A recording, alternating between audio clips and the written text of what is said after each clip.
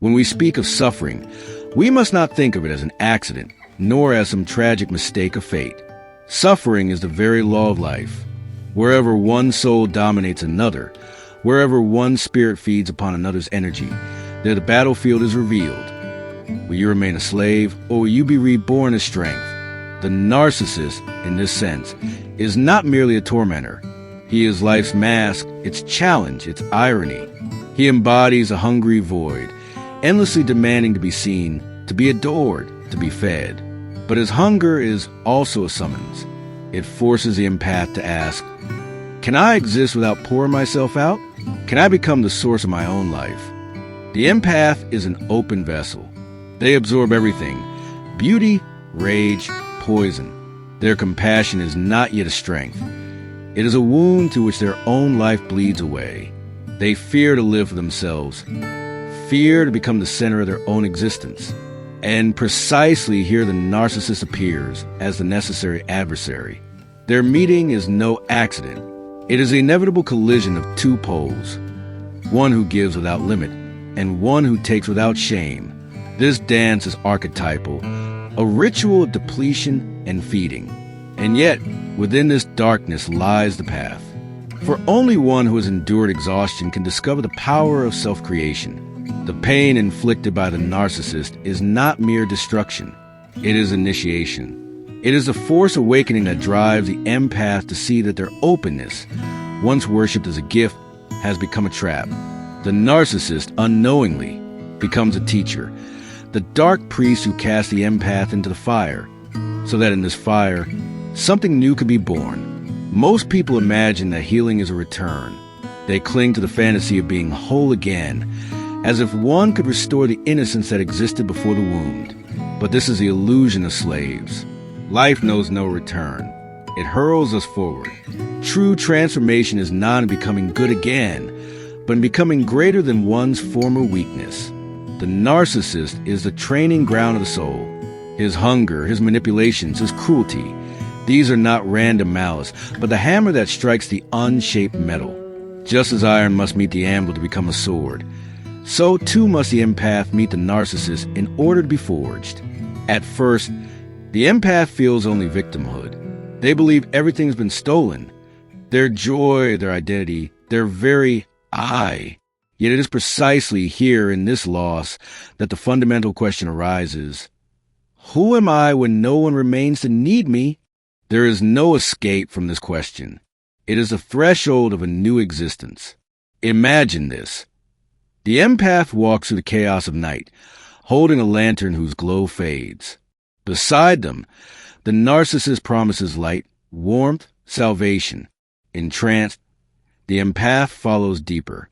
But the lantern dies, and the figure vanishes into darkness. At that moment, the empath sees that their own hands are glowing. What they sought outside was always within. This is the awakening of will. The will to power does not mean domination over others. It is the birth of the inner flame that requires no external fuel. It is the self feeding itself, the eternal yes spoken to existence. The narcissist teaches this without intending to. His bottomless greed presents a stark choice. Either remain the endless source for another, or learn to draw from within. The empath who learns this ceases to be merely an empath. They become something more, a being who not only feels but creates. The empath, broken by betrayal, often dreams of recovery as a restoration, a return to the purity that existed before the wound. But this is the dream of those who remain chained to the past. There is no way back. To return would mean to undo the initiation, to deny the necessity of suffering. True growth is never restoration, but transmutation. Here Nietzsche speaks of a more fatty, the love of fate. To love one's fate is to affirm not only joy but pain, not only triumph but humiliation. It is to gaze upon one's deepest wound and say, this too was necessary. For without this trial, the empath would never have faced the abyss within themselves. The narcissist's cruelty is not to be erased, but embraced as part of the crucible in which the soul was reforged. Most resist this truth. They cling to illusions.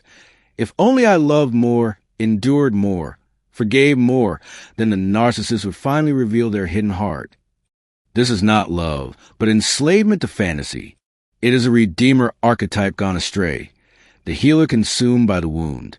The empath believes they are virtuous, but in truth, they are addicted to sacrifice. The breaking point comes when the empath awakens, not in rage nor in grief, but in stillness.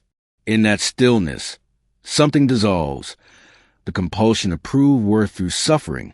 They realize what they chased was never true love, but a reflection of their own disowned hunger, their own secret desire to be seen, to be adored, to be the center.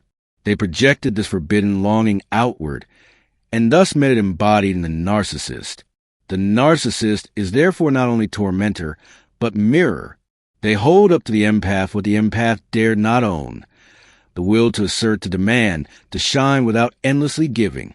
Only when this projection is reclaimed does the narcissist lose their power, for then they no longer carry the empath's hidden shadow. The empath must therefore embrace not only their tenderness but their fire, not only their capacity to merge but their right to stand apart. To say yes to this shadow is to embrace the paradox of the self, both giver and taker, both healer and destroyer. This is not weakness, it is wholeness. Thus the empath steps into the will to power, not the domination of others, but the mastery of the self. They learn to love their wound as the very path to strength.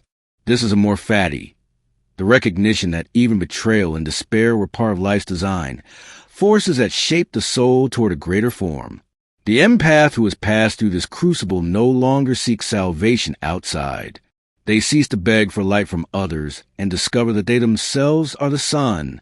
This is a threshold where Nietzsche would speak of the Übermensch, the overhuman, not a perfect being, but one who has transfigured weakness into strength, despair into creation. The narcissist was once captor, devourer, shadow, but in truth he was a cocoon. Within his suffocating grasp, the empath's old self dissolved, liquefied into nothing, and from this dissolution wings begin to unfold, fragile at first, trembling, but soon carrying them into realms unimaginable. The overhuman does not forgive in the shallow sense, nor seek revenge. Both forgiveness and vengeance belong to the logic of chains. What the overhuman embodies is integration. They look into the abyss and recognize that the devourer was necessary, that even cruelty served the law of becoming. Hatred fades, not out of pity, but out of recognition.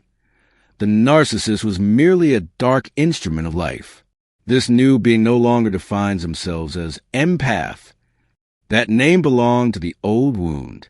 They are no longer the vessel that absorbs others, but the flame that radiates. They give, but no longer compulsively. They love, but without erasure of the self. Their compassion has matured into sovereignty, and yet the danger remains. Many, upon awakening, fall into pride, believing themselves superior, untouchable. But this too is illusion. The true overhuman is marked not by arrogance, but by humility before the self. They know their transformation was not the work of ego, but of life itself, of the great unconscious will that moves all things. The empath's story is no longer one of survival, but of transfiguration. They embody the eternal law. That wholeness emerges only through the reconciliation of opposites. They are both light and shadow, both wound and healer, both victim and creator.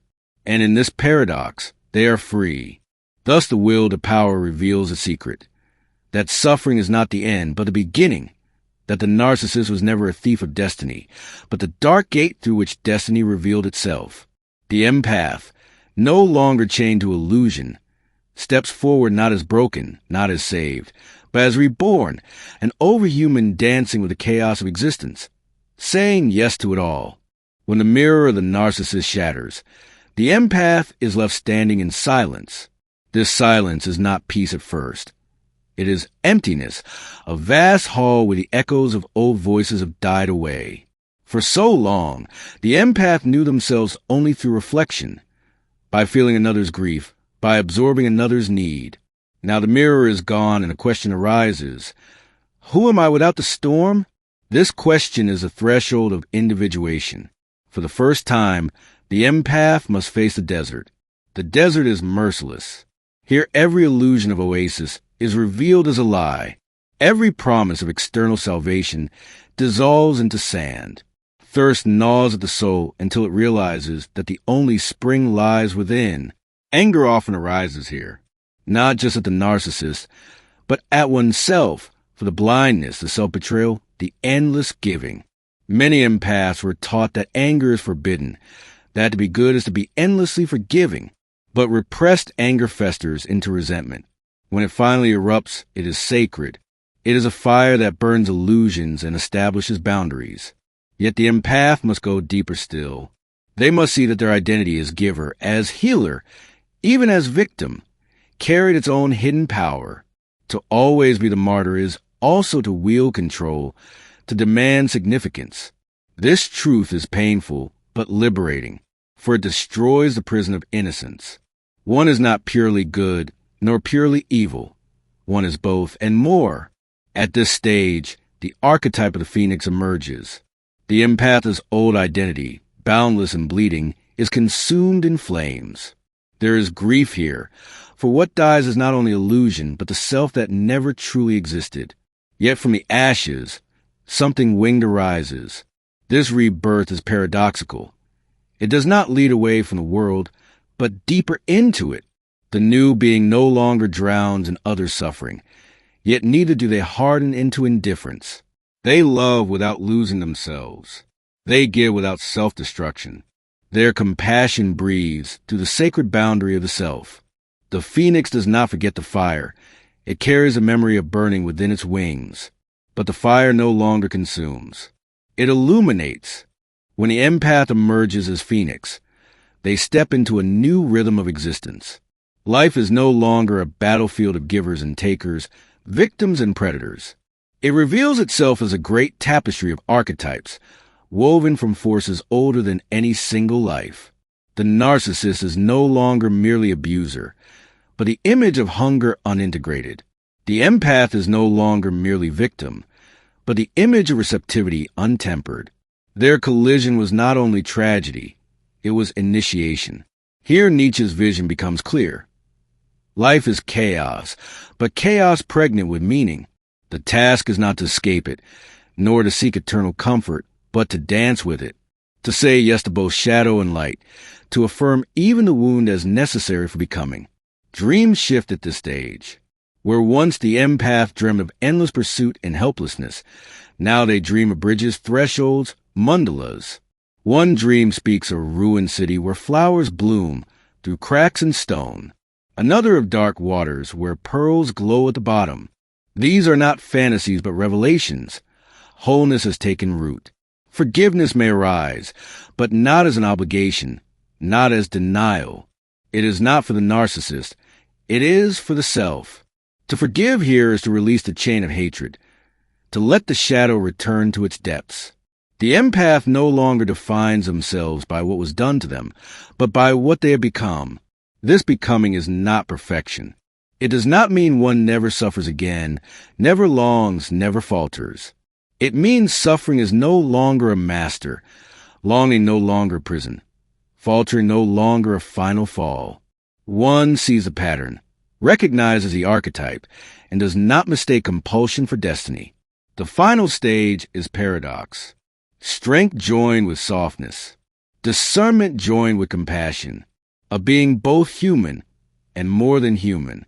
The empath has ceased to be a reflection and become a symbol. Their very life is myth. The one who descended into the abyss and returned with fire. This is the secret of the will to power. Not domination, not conquest, but transfiguration. The empath does not survive. They are reborn. They do not simply heal, they create.